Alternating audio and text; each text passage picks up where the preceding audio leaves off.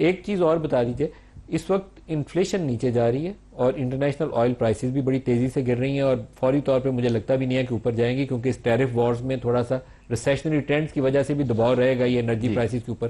Commodity prices بھی نیچے جا رہی ہیں، تو پاکستان کے لیے ایک اپرچونٹی ہے، انٹرسٹ ریٹ گرائے، اکانومی ٹھیک کرے، بجلی کی قیمتیں اور بہتر کر لے. بالکل پاکستان کے لیے ایک بہت زیادہ اپرچونٹی ہے. جیسے آپ کو میں ایسے ریفرنس کے لیے بتاؤں کہ جب میں وزیر خزانہ تھا تو $124 کی $120 کا تیل ہوتا تھا، آج 65 کا ہے، اور اللہ کرے گا تو 60 واٹ کا ہو جائے گا اور بھی سستا ہو جائے گا. مزید برینٹ آئل کی بات کر رہا ہوں. تو تیل، LNG، کپاس، گندم، چاول، مکئی، اس سب کی چیزوں کی قیمتیں کم ہو گئی ہیں. ایڈیبل آئل کی قیمت کم ہو گئی. تو پاکستان کے لیے یہ 2-3-4 بلین ڈالرز کا ذرائع مبادلہ کی سیونگ ہے.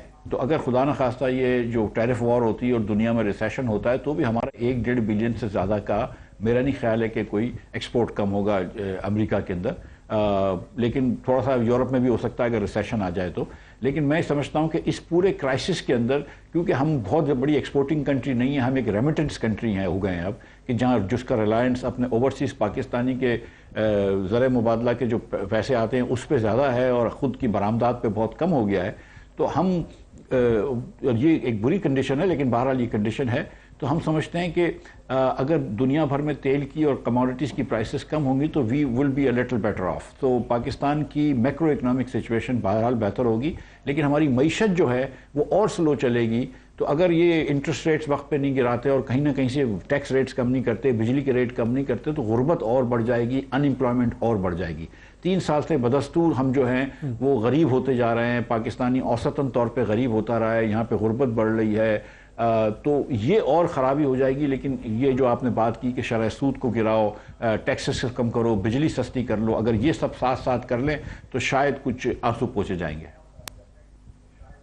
سر یہ ایک لاسٹ کویسچن ہے. میرا خیال میں یہ فوری طور پہ انہیں کوئک فکس ہوتی ہے نا، کوئک فکس یہی کرنی چاہیے. 2-3 پرسنٹیج پوائنٹ انٹرسٹ ریٹ گرا دیں، پالیسی ریٹ گرا دیں، ساتھ ہی بجلی کی قیمتیں نیچے لے جائیں. ادھر سے کچھ ٹیکسز کا جو ایک ہیڈ لائن نمبر ہے ان کا سیلز ٹیکس کا، اس کو 1-8 پوائنٹ نیچے لے جائیں تو آپ کی اکانومی میں ایک دم جان پڑ جائے گی. سر آپ اس ملک کی بات کر رہے ہیں کہ جس کے اندر حکومت فنکشنل ہو، جس کے اندر حکومت کو لوگوں کی پرواہ ہو، جس کے اندر حکومت کارآمد ہو. لیکن ہم وہ ملک تو نہیں ہے نا. پاکستان کے اندر جس ملک میں 2.70 کروڑ بچے اسکول میں ہی نہیں ہوں، وہ دنیا کی چیزوں کا کیا فائدہ اٹھائے گی؟ جب ہم اپنے آدھے بچوں کو اسکول نہیں بھیج سکتے، جب ہم اپنے بچوں کو صحت نہیں دے سکتے، جب ہم اپنے بچوں کو تعلیم صحت سے محروم رکھتے ہیں، جب ہمارے یہاں ٹیررزم ریمپنٹ ہے، جہاں پہ پولیٹیکل انسرجنسی چل رہی ہے، تو وہاں پہ ہم یہ چیزیں نہیں کر سکتے. حکومت ہماری اتنی ڈسفنکشنل ہو چکی ہے، وفاق کی اور صوبوں کی.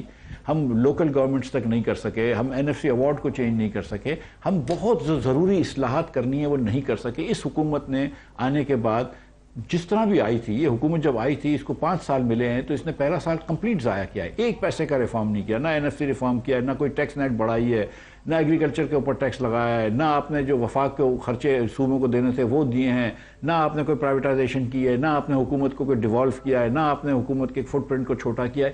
1 پیسے کا کام نہیں کیا. یہ تو قسمت اچھی ہے کہ چلو تیل کم ہو گیا، کل تیل بڑھ جائے گا تو ہم کیا کریں گے؟ تو یہ حکومت تو صرف وقت نکال رہی ہے. تو آپ کی بات ساری صحیح ہے کہ یہ سب سٹیپس جو آپ نے گنائے کاش یہ ایسا ہو جاتا، لیکن اس کے لیے کارآمد حکومت چاہیے. لیکن کارآمد حکومت ہمارے پاس نہیں ہے.